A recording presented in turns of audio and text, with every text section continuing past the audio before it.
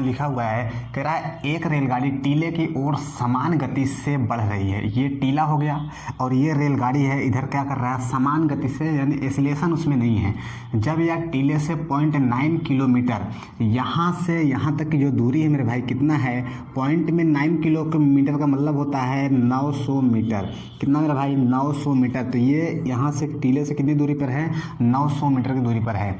तो सीटी देती है, यहाँ से ये सीटी बजा रहा है। अब सीटी एक ध्वनि होती है, सीटी मतलब ध्वनि, क्या मेरे भाई, ध्वनि। तो यहाँ से जब ध्वनि उत्पन्न हुआ तो जायज़ सी बात है कि रेलगाड़ी से ज़्यादा स्पीड ध्वनि का रहा होगा। ध्वनि की स्पीड यहाँ दे भी रखा है, कितना, 330। तो ये ध्वनि यहाँ पर जाएगा, टीले से टकरा के वापस आएगा।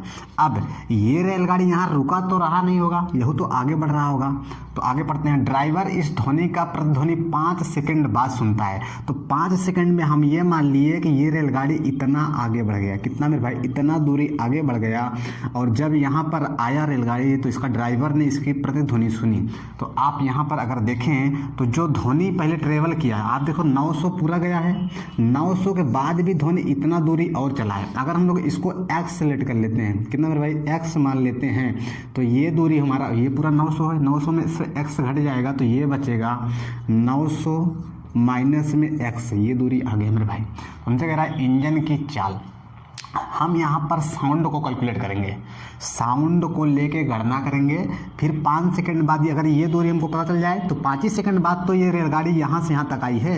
तो अगर दूरी पता चल जाएगा, समय दिया है, चाल निकल जाएगा। तो लगा देते हैं इसमें चाल बराबर दूरी बटा समय। किसके लिए, ध्वनि के लिए। याद रखिएगा, रेलगाड़ी के लिए नहीं, ध्वनि के लिए।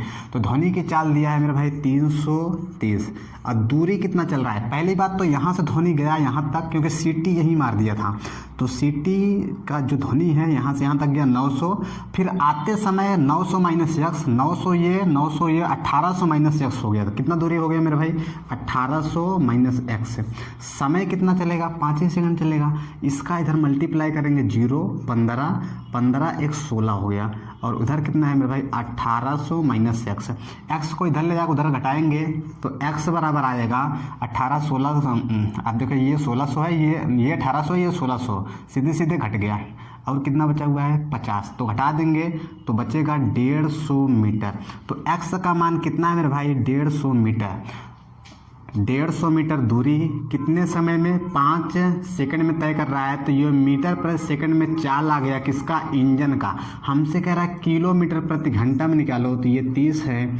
हम क्या करेंगे, 18/5 से गुणा मार देंगे, 5 छंग 3 18 छक्का 108 किलोमीटर प्रति घंटे की चाल से क्या चल रहा होगा, ये जो भी इंजन है या रही रेलगाड़ी है। कितने की स्पीड चल रहा है मेरे भाई, 108 किलोमीटर प्रति घंटा। इसका करेक्ट आंसर हो जाएगा। बहुत ही बेहतरीन सवाल है। इधर देखते हैं, कह रहा है 0 डिग्री सेल्सियस तापमान पर बादल, यहाँ पर बादल ऐसे बन जाएं तो ये बादल में गड़गड़ाहट होती है। तो बादल में दोनों चीज़ निकलेगी, यानी रोशनी निकलेगी और आवाज़ भी आएगा, साउंड। तो यहाँ पर धरती पर कुछ लोग हैं, मनुष्य ही होगा और कौन होगा, मनुष्य ना सुनेगा, जानवर सुनेगा तो बताएगा किससे। 5 सेकंड बाद सुनी गई। यहाँ से जब पहले रोशनी देखा, उन्होंने बकलोल मान लो यहाँ खड़ा था, तो ये पहले रोशनी को देख लिया। उसके 5 सेकंड बाद क्या सुना, ध्वनि सुना। तो कह रहा है यदि तापमान 20 डिग्री सेल्सियस हो तो ध्वनि सुनाई देगी।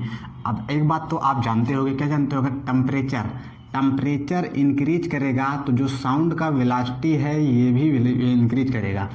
तापमान बढ़ने से ध्वनि का वेग भी बढ़ जाता है। आप शायद ये भी जानते होंगे 1 डिग्री सेल्सियस तापमान बढ़ने से पॉइंट में 1 मीटर प्रति सेकंड का स्पीड बढ़ जाता है, किसका, ध्वनि का।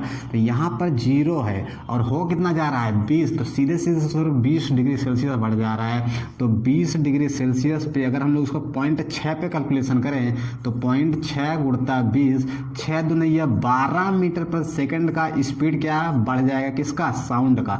और 0 डिग्री सेल्सियस पे जो साउंड की वेलोसिटी होता है कितना होता है मेरे भाई, 332 मीटर प्रति सेकंड। आप लोग तो जानते ही होंगे क्योंकि ये 0 डिग्री सेल्सियस होता है, आपको रटना पड़ेगा। किस में होता है, एयर में होता है। तो हम लोग 12 इसी में ऐड कर देंगे तो उसमें वेलोसिटी कितना होगा, तो 20 डिग्री सेल्सियस पे जो वेलोसिटी आएगा वो आ जाएगा, जोड़ देंगे तो 344 दे रहा है, 344 मीटर प्रति सेकेंड। अब 5 सेकंड में ये ध्वनि दूरी चला होगा, कितना चलेगा, 5 से इसे मुड़ा मार देंगे तो आ जाएगा। तो यानी कि धरती और उस दिन का जो बादल के बीच की जो दूरी है वो निकल जाएगा। तो 332 में अगर हम लोग 5 से मल्टीप्लाई कर देंगे, 5 ने ये 10, 15 एक 16, 15 16 1660 मीटर। कितना में भाई, 1660 मीटर उस दिन का होंगे बादल रहे होंगे। अब इसी 1660 मीटर को तय करेगा कितने की स्पीड से, 344 का। तो 1660 डिवाइड बाई 344, इसको काटेंगे 5 गुना तो 16 332 ही है, तो 5 से कम ही आएगा। 4 बार देखते हैं, 4 चौका 16, 17 4 3 12 1 13, तो 4 बार भी जा रहा है, तो 4 दशमलव कुछ इसका आंसर हो जाएगा। ऑप्शन में हम लोग खोजेंगे 4 वाला, तो यही वाला इसका करेक्ट हो जाएगा, ऑप्शन नंबर पहला वाला।